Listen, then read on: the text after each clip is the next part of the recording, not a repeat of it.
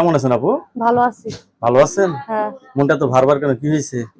ভাব শান্তি নাই? না, শান্তি নাই। স্বামী নাই? না। নারীর জীবনে সবচেয়ে মূল্যবান জিনিস কি জানেন? স্বামী। সেই স্বামী ছাড়াই আপনি আছেন কত বছর ধরে?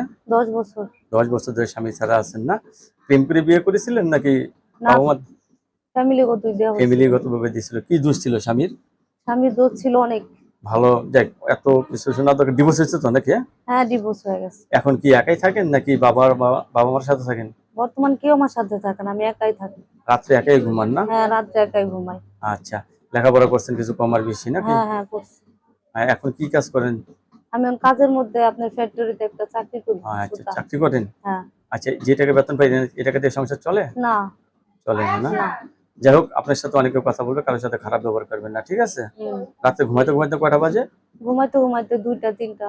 2টা 3টা বেজে যায় না? হুম। একদিকে অভাব, আরেকদিকে স্বামীর চিন্তা না? হ্যাঁ।